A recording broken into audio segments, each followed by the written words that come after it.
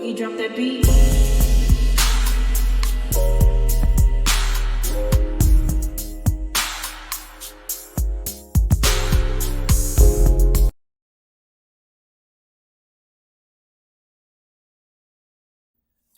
Hi everyone, welcome to my channel, Talking Out Loud with Miss Talkative. Everything I say is my own opinion, alleged, and strictly entertainment purposes. Remember, I'm just talking out loud. Please like, share, subscribe. Comment on the video, let me know what you think. So now I guess, I'm assuming that Yuck Mouth, Shitty Mouth Ariane is depressed as well. Anyway, she put up a post and it says, nobody wants to tell you why discipline is so important. Discipline is the strongest form of self-love. It's ignoring current pleasure for a bigger reward to come. It's loving yourself enough to give yourself everything you've ever wanted. So I'm taking it that she's in her feelings now.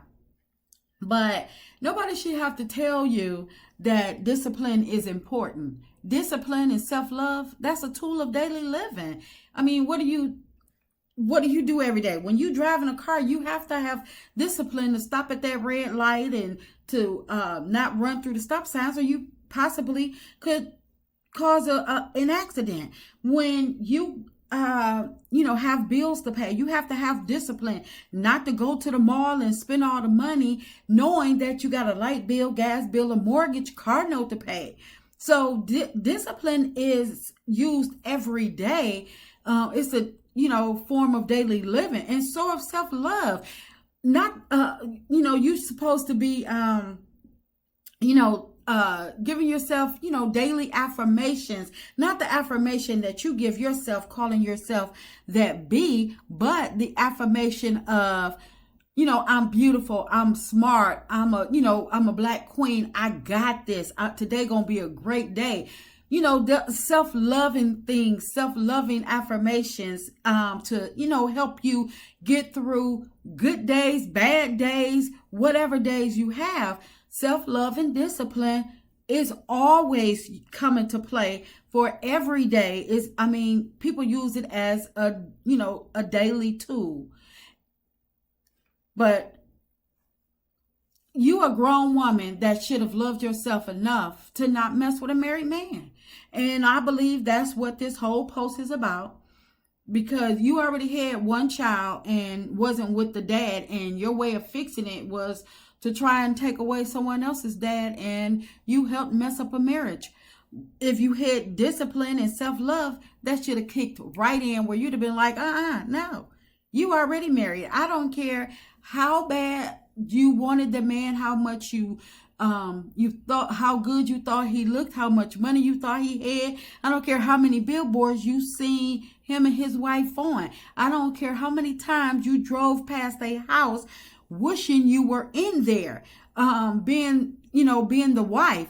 I don't care how many times this man came into the club where you worked at, you being the door girl, taking the money. I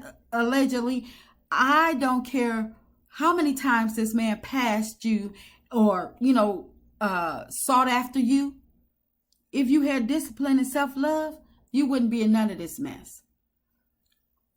But I believe you probably been hanging out in those Atlanta streets with those, washed up rappers, and might be trying to get on Love and Hip Hop, or you see you hanging out with different people in Atlanta and you've been shown a whole different outlook on life because you got a chance to get some air, get out, and take some pictures with a couple of public figures from Atlanta, and now you don't know what to do with yourself. And so now it got in your feelings because you ain't did jack nothing with your life. You got 2 kids by 2 different men, and one happened to be a married man, and now you starting to question your whole life. But if you weren't caught up in trying to be that bee, you would have seen and known that life would turn out like this for you, and you should have made better decisions. So I really can't feel sorry for you, because you sat online day in, day out, looking unkept, kids hungry, beating your behind, and it still never dawned on you that life was passing you by. You ain't care. You allowed your sperm donor Martell to call all the shots in y'all catastrophe of a relationship, and you were all in. You didn't care that he was still going home to his wife. You didn't care that he had a family. You didn't care nothing. All you cared about what you was getting your couple of hours or throughout the days that he could potentially visit you. That's all you cared about. And even after Martell lost his lifeline to his meal ticket, which was your, extended meal ticket in Lifeline, you did nothing. You still sat around trying to be chose. And people tried to warn you that karma is real, and you called the people that was actually, trying to help you.